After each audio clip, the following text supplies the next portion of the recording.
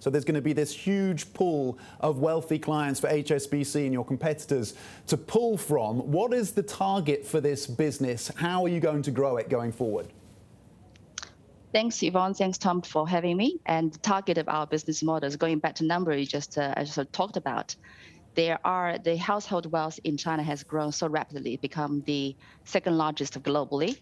And within it, we see a middle class of about 340 million population, which expect to grow to about 500 million by 2025. And it's also home to about 2 million high net worth individuals, which have investable assets around 10 million RMB above.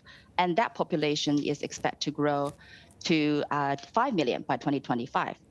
And then another segment within that population just talk about is segment we called mass affluent, which has about 32 million, is also expecting to grow around double-digit space.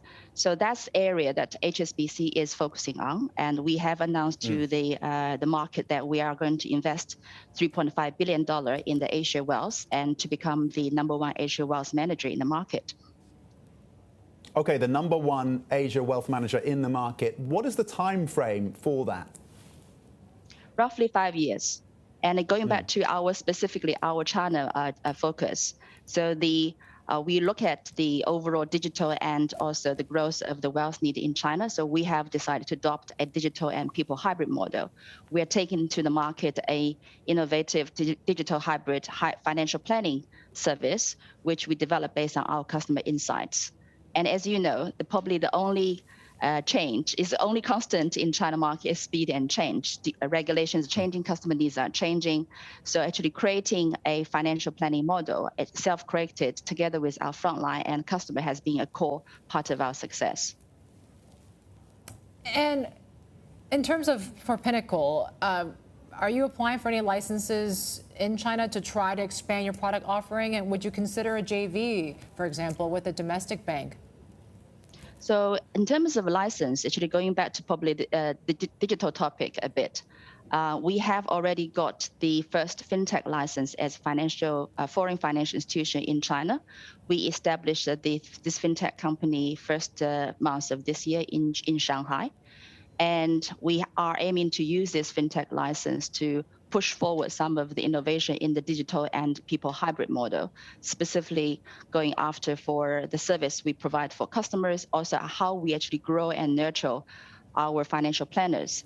With technology support, something that they probably typically in a market where they take 10 years to learn, we aim to provide them tools and data, help them to learn within 2 years. So those are type of very deliberate license space that we will go after, really support our business model.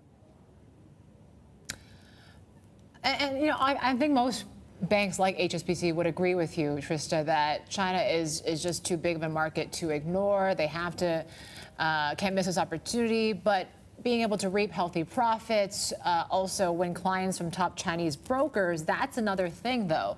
Talk a little bit more about the challenges. How do you compete with the likes of China merchants banks or foreign banks like UBS in this market?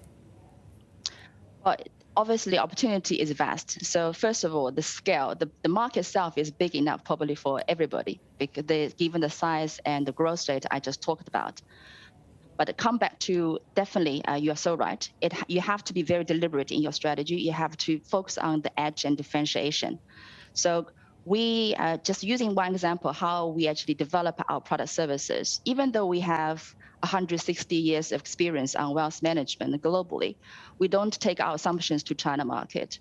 So we take a customer and frontline co-creation model to actually test and take also agile delivery model. So we create something quickly and take the market and test, and based on customer feedback, reiterate it. So imagine if we are able to do that within 1 month design, 1 month to the market, then 1 month take feedback and reiterate. That's the DNA of innovation. That's the DNA for enable us to be always stay on top of the market growth.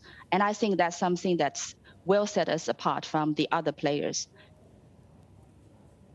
Okay, and part of doing that, part of competing, of course, is going to have to ensure that you have that workforce, that you have the staff, the talent. How challenging is that addition of talent, and what are your hiring plans, your headcount plans for the next 12 to 24 months? So clearly, China and Pinnacle is one core very pillar of that $3.5 billion investment in our overall Asia Wealth focus. So we are very pleased so far that we are quite ahead of the plan, and we are also on very good trajectory to actually achieve our year-end hiring plan. We have hired about 350 planners so far. And this job family, actually, this wealth planners, is a very new service model, a delivery of very new service model in China. A job family in terms of how they enumerate it, how they compensate it, what they do, how they do go about their business is very, very new in China. So we are very pleased, actually. The talents are joining us not only because of the HSBC brand and culture, but also they want to be part of this mission to bring something very innovative as a service model to the China market. So that's something that we will continue to focus on.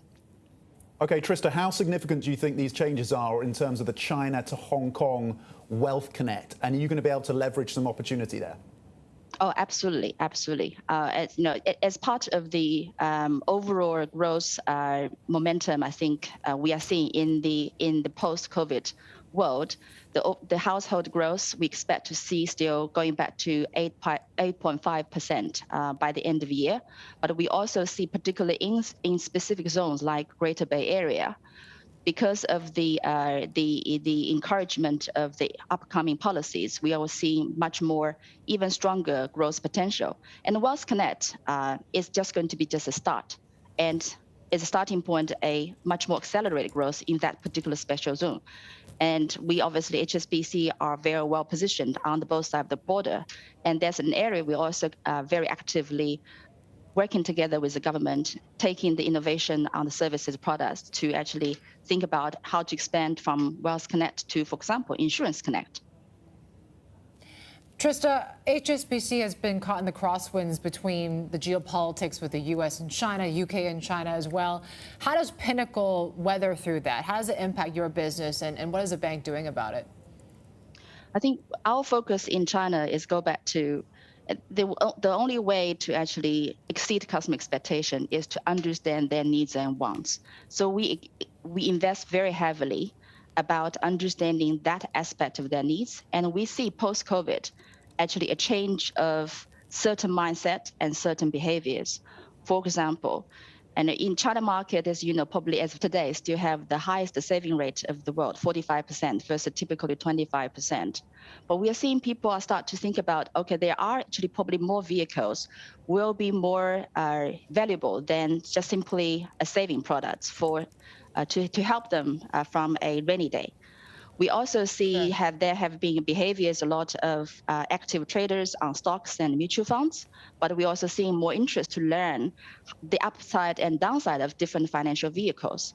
If you focus on the value creation for the customer in terms of what they need, they want, help to achieve optimize the value of their portfolio, I think that's where the core business, we control the controllables. We focus on what we can do for the customers.